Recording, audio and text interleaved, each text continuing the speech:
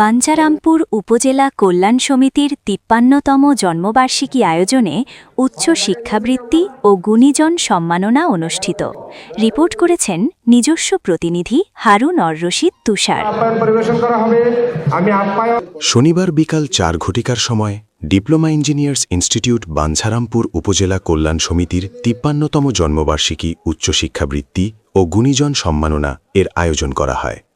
অনুষ্ঠানে প্রধান অতিথি ছিলেন এমপি, পরিকল্পনা মন্ত্রণালয় প্রতিমন্ত্রী জুনায়েদ আব্দুর রহিম সাকি। অনুষ্ঠান পরিচালনায় ছিলেন বাঞ্ছারামপুর উপজেলা কল্যাণ সমিতির দপ্তর সম্পাদক অ্যাডভোকেট মীর হালিম।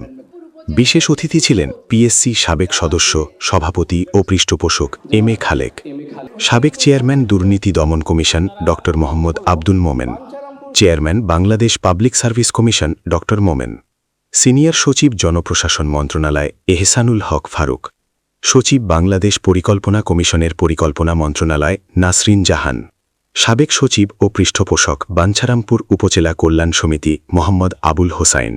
সভাপতিত্ব করেন সাবেক সচিব বাংলাদেশ বিদ্যালয় মন্ত্রী কমিশন মোহাম্মদ মোফাক্কের। শুভেচ্ছান্তে অতিরিক্ত সচিব উদযাপন কমিটি উচ্চ শিক্ষাবৃত্তি ও গুণীজন সম্মাননা বাবুল মিয়া এমদাদ। সহযোগিতায় ছিলেন পিএসসি ও সাধারণ সম্পাদক বাঞ্ছারামপুর উপজেলা কল্যাণ সমিতির মেজর অবসর এস এম সাইদুল ইসলাম সহ বাঞ্ছারামপুর কল্যাণ সমিতির গণ্যমান্য ব্যক্তিবর্গ উপস্থিত ছিলেন। আজকে আমরা প্রথম দিন বাঞ্ছারামপুর কল্যাণ সমিতির তরফ থেকে আমাদের এই সমিতির প্রধান পৃষ্ঠপোষক হিসেবে জনাব জুনায়েদ সাকিকে গ্রহণ করলাম। আমরা সবাই একটা করতালি আমন্ত্রণ জানাই। আমি যারা এখানে আছেন একটা ক্রেজ দিয়ে জুনায়েদ সাকিকে কল্যাণ সমিতিতে আমরা অফিসিয়ালি গ্রহণ করলাম।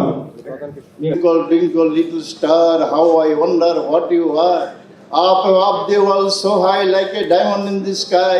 When the burning sun is gone and the happy shines upon. আজ তোমরা অত্যন্ত সৌভাগ্যবান। তোমাদের হাতে অনেক এই যে এত বৃত্তি দেওয়া হচ্ছে এটা কল্পনা করতে পারতাম না। এত সুযোগ সুবিধার পরও আজকে যারা ছাত্রছাত্রী বৃত্তি পাচ্ছ তাদেরকে বলবো তোমরা অত্যন্ত সৌভাগ্যবান। Don't waste your time. রাজনীতি করো না, রাজনীতি দিয়ে কাজ হবে না। You must prepare yourself. আর নিজেকে নিজেকে মানুষ করার জন্য লেখাপড়া করো।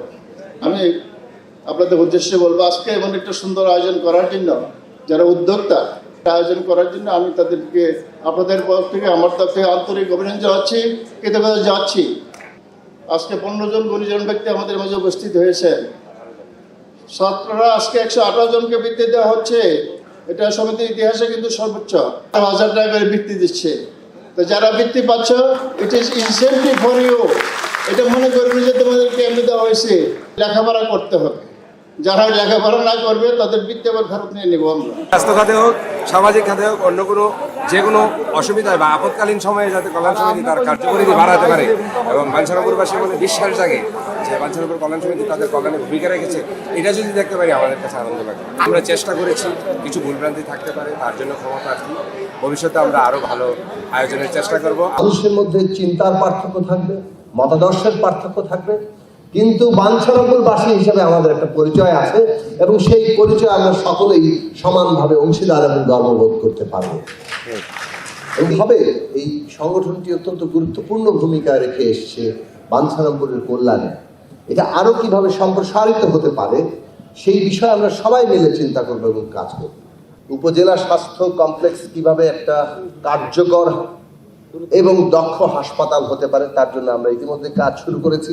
প্রতিষ্ঠানকে জবাবদিহির মধ্যে রাখতে পারে সেই সম্পর্কটা ওই জায়গায় নিয়ে যাওয়া দরকার। তাহলেই আমাদের নাগরিকদের অধিকার নিশ্চিত হবে এবং সেই অধিকার ভিত্তিক বাংলাদেশে একটা রাজনৈতিক এবং রাষ্ট্র ব্যবস্থা গড়ে তোলার জন্যই আমাদের এত শহীদেরা জীবন দিয়েছেন এবং সেটা আমরা নিশ্চিত করব এবং বাঞ্ছারামপুর সেই নিশ্চিত করার একটা জায়গা হয়ে উঠবে, সেটা আমরা সম্মিলিতভাবে চেষ্টা করব। বাঞ্ছারামপুরের মানুষের সকলের আমাদের স্বপ্ন ছিল মেঘনার ব্রিজ হলে বাঞ্ছারামপুর এবং ওই অঞ্চলের নবীনগর সহ পুরো ব্রাহ্মণবাড়িয়াই বলা চলে একভাবে পুরো বাংলাদেশের সামনে নতুনভাবে হাজির হবে এবং কাজেই আশা করি খুবই দ্রুততম সময়ের মধ্যেই সেই ব্যবস্থাটা গড়ে উঠবে। আমরা সবাই মিলে একটা সামাজিক চুক্তিতে আসতে চাই যে মাদককে আমরা কেউ প্রশ্রয় দেব না। এইটা কিভাবে আমরা সম্ভব করব সেটা আমরা আগামী 2 মে ঠিক করব। আপনারা যারা ঢাকায় অবস্থান করেন তারাও যাদের পক্ষে সম্ভব আপনারা 2 তারিখে যদি বাঞ্ছারামপুর উপজেলায় উপস্থিত হন, শনিবার দিন আছে, বন্ধের দিন আছে, আপনাদের সবাইকে স্বাগত জানাই। জীবনে, সংস্কৃতির জীবনে তারা যাতে সাফল্য অর্জন করে এবং সেটার জন্য কল্যাণ সমিতি সর্বাত্মকভাবে কাজ করবে এবং আমরা নতুন করে আবার পরিকল্পনা নিচ্ছি। আগেকার কাজের ভিতের উপর দাঁড়িয়ে আমরা নতুনভাবে আরও এই কাজকে কীভাবে সম্প্রসারিত করা যায়, গভীরতর করা যায় এবং আরও বেশি প্রভাবশালী করা যায় বাঞ্ছারামপুরবাসীর জীবনে, সেইটা আমরা চিন্তা করছি এবং সামনে এটাকে আরও সাফল্যমণ্ডিত করব।